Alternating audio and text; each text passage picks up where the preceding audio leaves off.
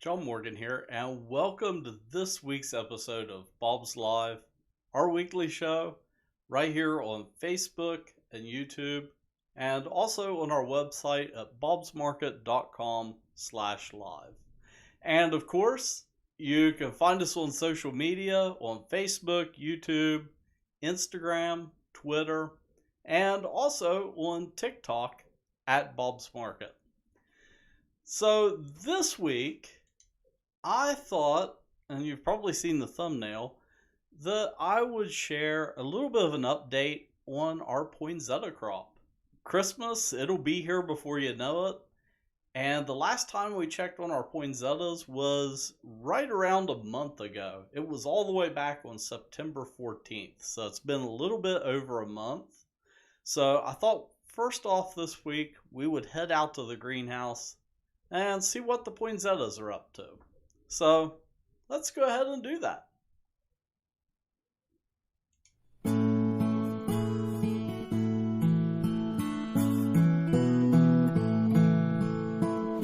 Today I'm here at our uptown greenhouse where we have this year's poinsettia crop. When I was up here back at the beginning of September, they were just laying these poinsettias out to finish growing. So let's take a look at the progress that they've made over the last month. We have just a few more poinsettias than the last time I was up here. As you can see, they haven't started to change color yet. They'll do that over the next month as the days continue to get shorter going into fall. As I've talked about before, all of our poinsettias get watered using drip tubing. So our watering booms that we would normally use are parked right now. But we have irrigation water coming down from the boom and running into this machine, which is pulling in a measured amount of, in this case, a fungicide. And then it's coming out, mixing it with the water. And then it's coming out to the splitter and going across to water each side of this bay. And this is how we measure out exactly how much water we've given the plants.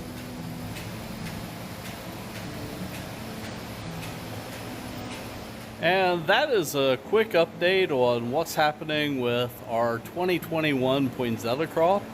And here around Thanksgiving, these will be heading out to our stores.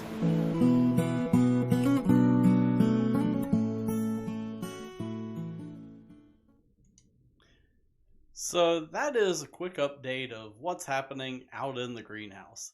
So right now the poinsettias, they haven't started to change color yet, but they will start to as the days start to get shorter. It's day length and the lack of light that triggers poinsettias to change their color.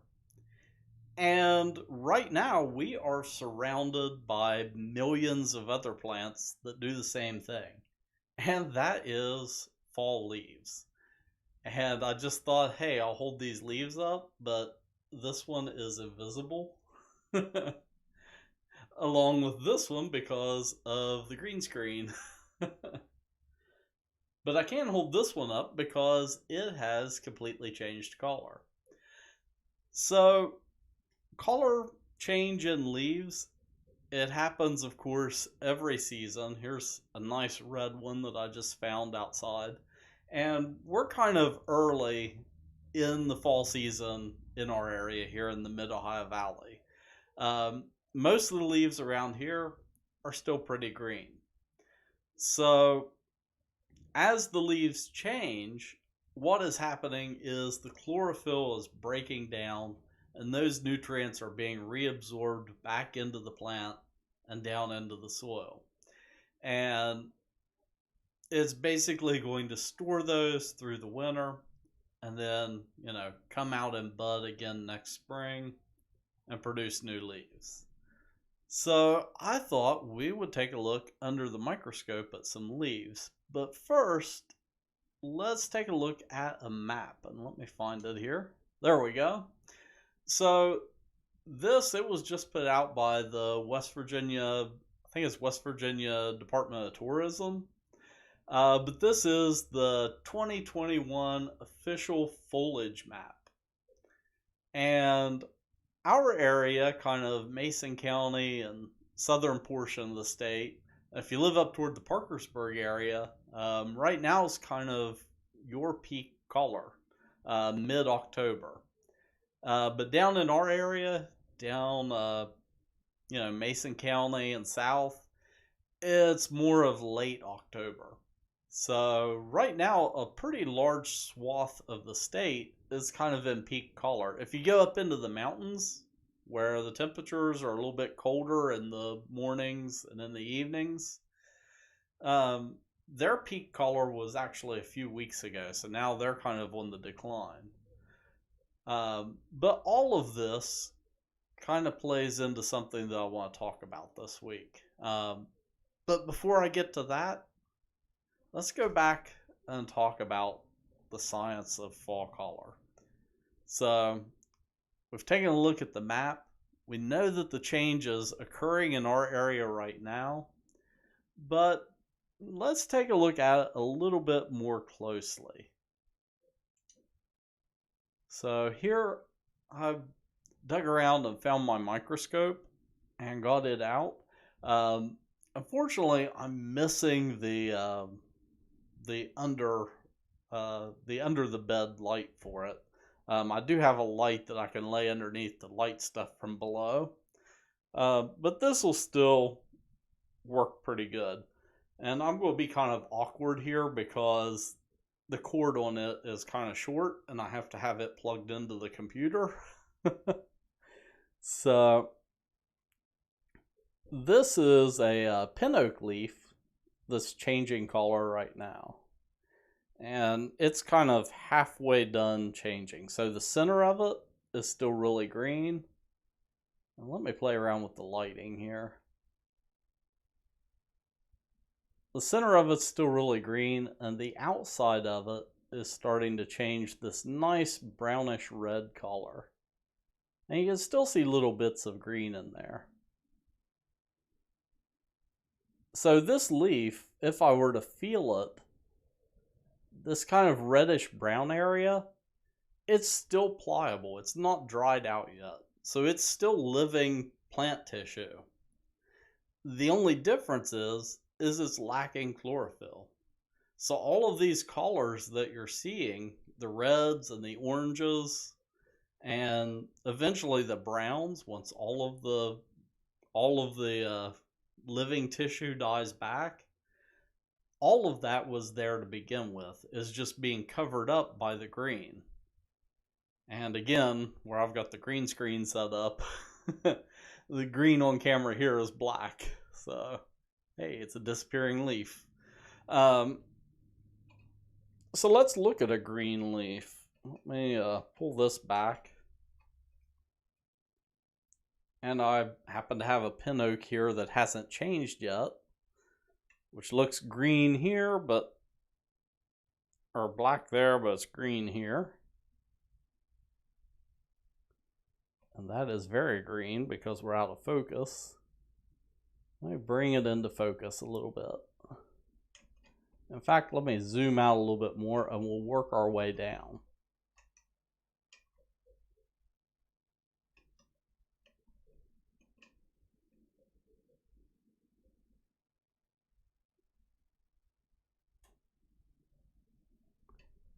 So this is a really good view right here, and you can really see the vein structure of the leaf.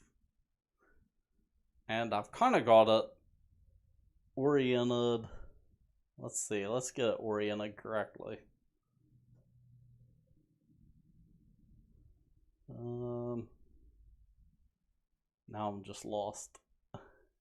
Okay, there is my fingernail. So I need to go this way.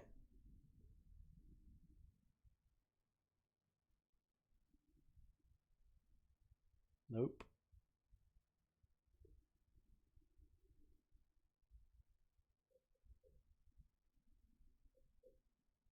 Alrighty, there we go. After much trouble.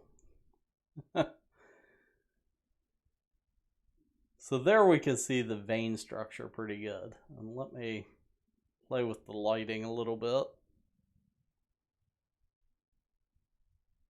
I might have to go down and focus a little bit more.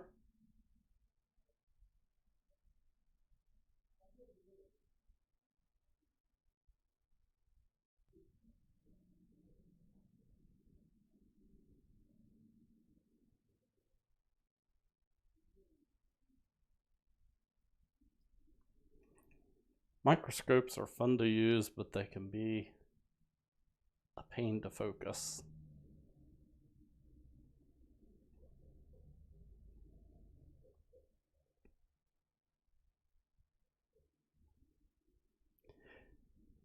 There we go. You can see the vein structure here in this leaf, and I have it oriented so if sap were flowing into the leaf, it would be flowing up. If it were flowing out of the leaf, it'd be flowing down. So the normal direction of flow in the leaf is up and out because you have transpiration. Plants are pulling in moisture through their roots, so it's sucking in water, but also nutrients, so salts and different nutrients from the soil, and it's being pulled in through the roots, up through the tree, and then the water gets evaporated out of the leaves, and that's transpiration. So water comes in, works its way up, and then out. And something like this pin oaks are a tremendous water pump.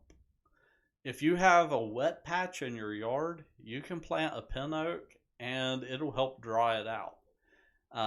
Over the course of a summer, a pin oak can move something like 150,000 gallons of water. So it is an insane amount of moisture that they move. And by that fact, forests are really important because they're basically cloud generators.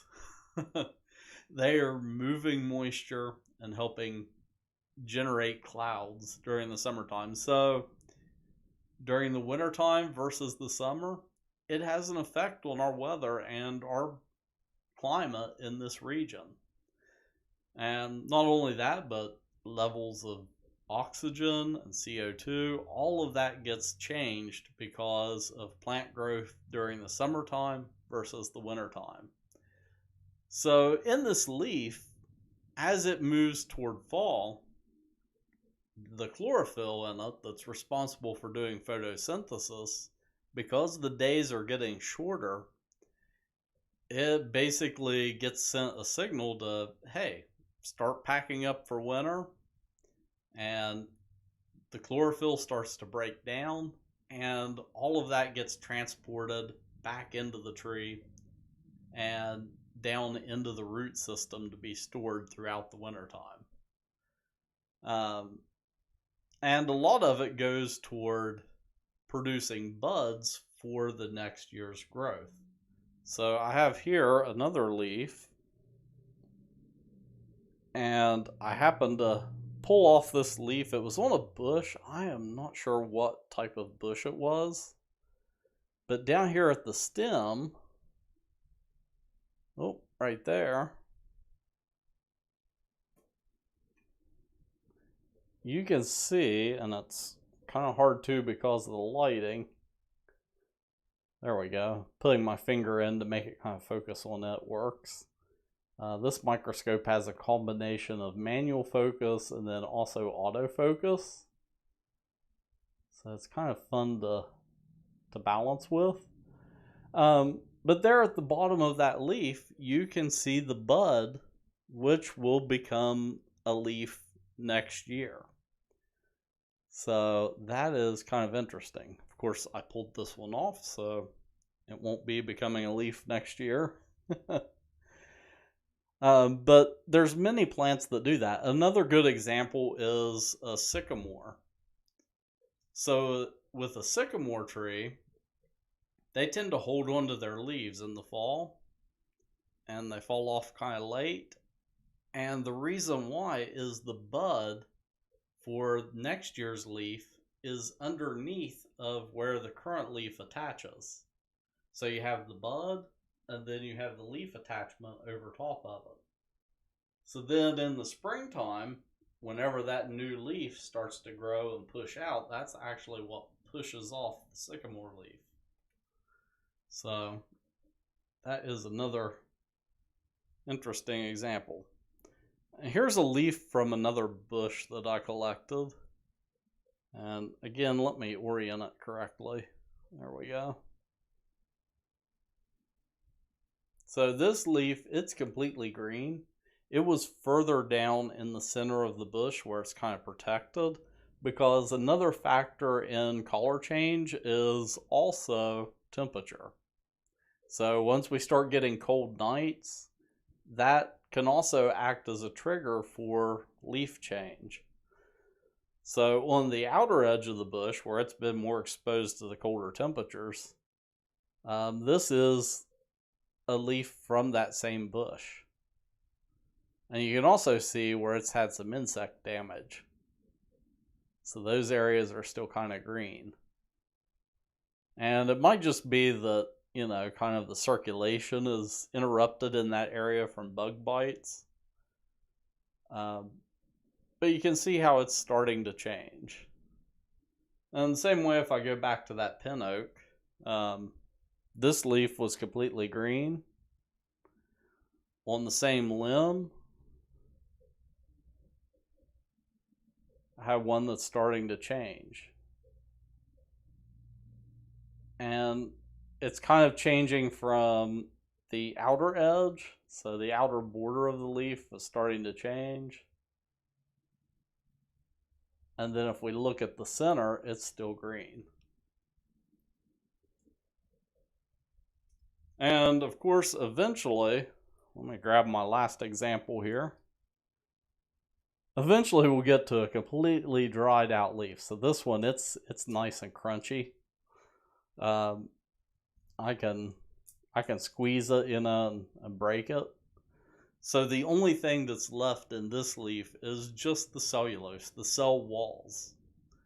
So it's just basically the skeleton of the cells that made up the leaf. And again, if I take it next to my mic here, I can crunch it up and make a mess of myself and the floor. So yeah, I did all that to say, yeah, the leaves are a changing. And as a result of the leaves changing, now is a great time to go out and get some fall photos. So it is the perfect time to go out and take fall photos. And I had a really good stock photo here, but my stock photo photographer is covered up by my mic boom. Anyhow, what I'm trying to say is you can head out right now and take some fall photos. And we're going to be having a fall photo contest on our website. So it'll be up this Friday. I'm going to do a blog post on some fall photography tips. And then along with it, we're going to be launching our fall photo contest. And it's going to run now up until the week of Thanksgiving. And that's when we're going to pick our winner and also feature all of the fall photos that you send in. And I'm still working on how those photos are going to be submitted. I might experiment with a different method than emailing like we did for the virtual fair this year, because it was kind of problematic in working that out. So if you're still watching this, be sure to check our website this Friday for details on our fall photo contest. And well, that is all that I have for this week. So, of course, until next time, keep growing.